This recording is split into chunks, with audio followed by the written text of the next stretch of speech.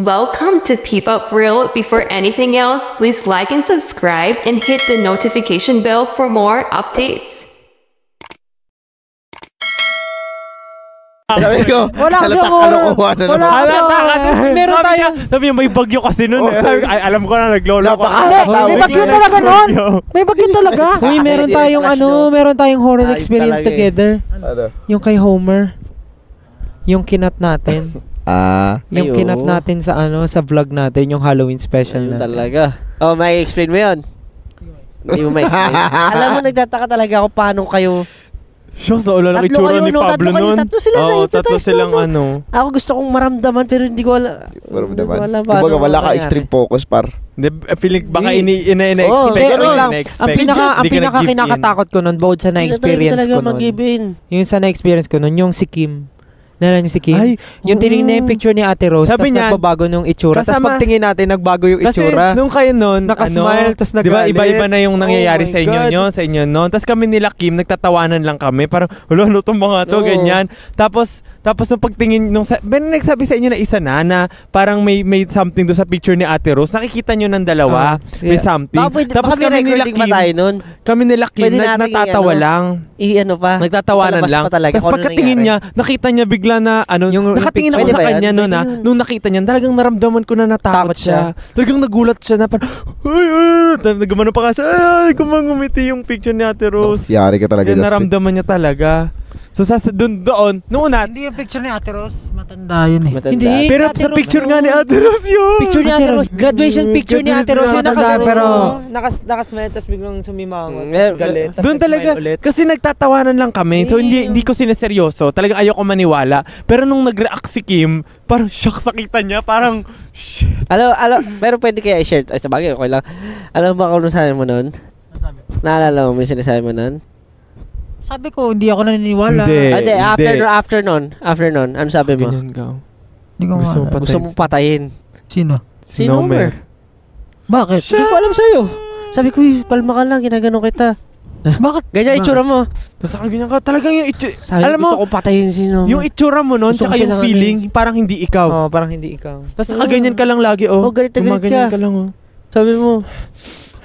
Pero ano nangyari nun? Wala. Kasi ang naalala ko lang, parang masaya tayo. International yung sinabi ni Homer. Di ba na-hypnotize ka? Naalala mo ba? Yung pangalan mo nakalimutan mo? After nung na-hypnotize ka, nag-ibang tao ka bigla. After nung galit na galit ka kasi parang may something sa sabi mo na may pinapagawa sa'yo na hindi mo gustong gawin. Parang something like that.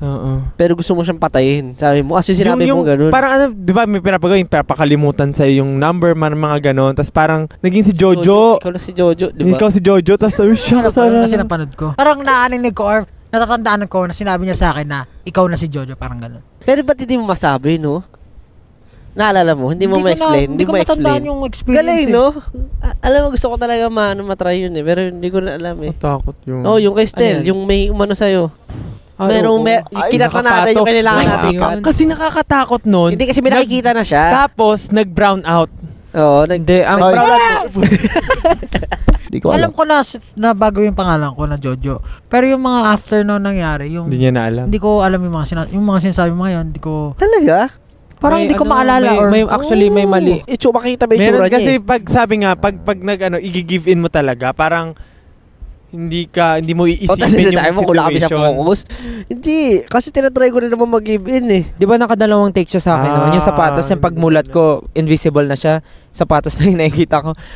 Sinabi ko yun eh. Hindi po, nakikita ko pa rin po kayo. Ayun, naging honest ka nun. Hindi naging honest ako kasi hindi talaga gumagana. Pero nagkamali kasi tayo nun, yung sa ginawa niya sa akin na pinag-relax niya ako and sabi niya, isipin mo lang, relax ka, blank yung isipin mo. Tapos, ang mali kasi doon ko rin na find out na, yun nga may term na portal. Sabi niya sa akin, portal ka pala, dapat sinabi mo. Kasi nung pinag-relax niya ako, so parang, may explanation kasi to eh. Portalet. Portable. Kasi may explanation yun, na parang pagka, parang someone ka na nakaka-feel ka ng mga ganong bagay. Malakas ako maka-feel. And then, nung bata ako, nakakita ako ng super, kitang-kita ko. Pero ngayon, parang, nakikita ko lang sila na parang image na blurry. Tapos, sabi nila yung mga ganong klaseng tao, sila yung may mataas yung chance na parang pasukan ng someone. Totoo yan. Yun yung portal na sinasabi Feeling ko nila. portal din ako eh. Kasi hindi ko kaya mag-relax. Pero yung kay Pablo talaga. Isipin mo na lang, pag nag-relax ako, lalaglag na yung tayo. Nag-joke ba to si Pablo or legit siya? Kasi nakikita ko rin mata niya sobrang laki. Pero ano siya Tapos hindi parang siya dami nangyari nung gabing Alam mo, medyo ano na ako. Doon ako nag-start na ano nga. Doon na ako nag-start. Legit ba to? Alam mo, nagpe-prepare na ako for worst case scenario. Inisip ko, huwag niyo pahawakan siya ng kutsilyo kahit ano. Ganung levels na. To be honest, yun yung experience ko na masasabi Masaya ko din yung na ano na yun. close pangyari. to something demonic na yung na-feel ko. Nakakatakot yun. Kasi bukod pa nung sa nakita natin kay Pablo, the way he acted that night. May nakapatong. Kaya ka ba? May kandong. May yumakap sa akin, men. As in, sabi, kinikilabutan ako. sabi kasi sa akin, mag-relax lang ako. Tapos, wala akong isipin. Like, relax lang. Nung ginawa ko yun, kung ano-ano na na-feel ko, tas akala ko nga, niyayakap ako ng isa sa atin or something sa kanila. Kasi parang naalala ko, nagtanong ako, may yumayakap ba sa akin? Tapos sabi nila, wala. Sabi ko, may nararamdaman ako, sobrang higpit, sabi ko, may yumayakap sa akin, tapos nararamdaman ko. Tapos before pa pala nun, yung mga kasama ng prod team, may nafe-feel na sila na bumababa ng hagdan. Sa ilalim ng hagdan, may narinig silang footstep. Hindi lang ako nakatingin. Tapos hanggang sasabi ko parang shit, parang ito na yun, may something na talaga. Tapos hindi na ako makahinga nung time na yun. Hirap na ako. Tapos ang bigat talaga ng feeling. Parang gusto niya nang pumasok. Ganon yung feeling. Tapos parang anytime hihimatay na ako, nalala ko nang hingi pa ako ng tubig. Kasi hindi ko na kaya, sobrang bigat ng ano na yun. Ito experience na to. Ako hindi ako matatakotin na ano eh. Pero ito experience na to medyo nabahala talaga. Na-worry talaga ako nung gabi. Sabi ko, what? Ano to nangyayari na to? Parang dami sumisipin. first time. Nagkano pa tayo nung prayer. Tapos biglang may commercial. Dagdada. Ano pa yun, yung prayer. Parang Latin pa yung ano, no? Latin yung ano. Yung Parang prayer. hindi ako natakot nung gabi, hindi ko maalala. Pero iba ka nun talaga. Alam mo maganda dyan, may video ba? Sana may copy kasi pa. Kasi kasi makikita mo kung ano nangyari sa'yo. Nakatulala ka lang nun, tapos nakaganon ka, tapos bumubulong ka sa sarili mo. Parang paranormal activity yung clips. Dapat i-ano natin para makita talaga ng public. Bumubulong ka sa sarili mo. Kasi ako kahit ako hindi ako yung talagang naalala ko nga. Pag nakita ko ni Pablo nagtatawanan tayo pero lagi ako nakatingin sa hagdo. Sabi ko parang may something. Alam mo, grabe. May something na talaga nun. Ang dami ng history kasi nun. Tsaka para sabihin ni Karumit mo ako, Pablo. Diyos. Yari ka sa... Tsaka para sabihin, alam mo yung time na yun nga yung kinakababahala ko. Oo, kasi mag-hotel tayo nun. Kasi yung kami ka-roommate kang iba. Sino ba yun? Ako. Kami dalawa magka-roommate nun. Hindi talaga nagbabago. Pablo, naalala mo nung pag-uwi natin ng hotel, pinag-uusapan natin yun. Di ba magkaroon tayo? Ako nagbuwisit sa hilik mo. Yari ka tayo. After nung shoot natin, di ba nag-hotel tayo, tapos magka-room tayo, tapos pinag-uusapan natin. Hindi ko maalala. Ba't ganun? Wala akong maalala. Alam mo, sobrang iba talaga. As in, yun yung nakakabahala. Yung parang papatay na siya. Ganun levels. Naalala ko nga, sabi nila, Josh, uy, sure ba kayo na si Stel yung makaka-room niya? Kasi baka mamaya, saksakin niya si Stel. Oo, ganun. Kasi hindi talaga. As in, yung tsura niya, papatay talaga siya. Takot na takot sila nun na baka saksakin mo talaga ako, patayin mo. All the time, iniisip ko, prank lang yon. Pero hanggang nasa van tayo, ganun itsura mo, tapos bumubulong ka sa sarili mo. Alam mo, gusto ko siyang patay. May mga kausap ka parang ganun. Parang ganun ka. Tapos naimasmasan ka lang nga sa hotel na. Parang tinatanong mo kung anong nangyari. Kaya ako, na-worry talaga ako nung time na yun. I did not took it seriously.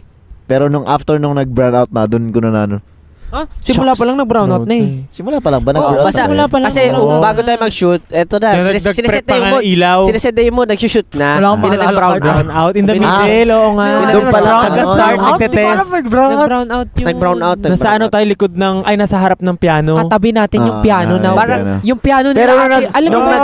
Alam ko yung pwesto ko. Yung nag-freak out na lahat ng tao na nandun, sabi ko, parang lahat legit na ba ito nangyayari? Alam mo ba yung Parang piano na nila Ate Rose, tumutunog yun mag-isa minsan?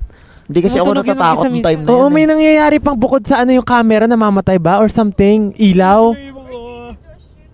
May namamatay pa bukod sa ilaw eh. Camera, namamatay yung camera. Camera. Oo, nagloloko. Hindi, mga tropa ko yun sa ano. Pero meron sa kabilang ibayo.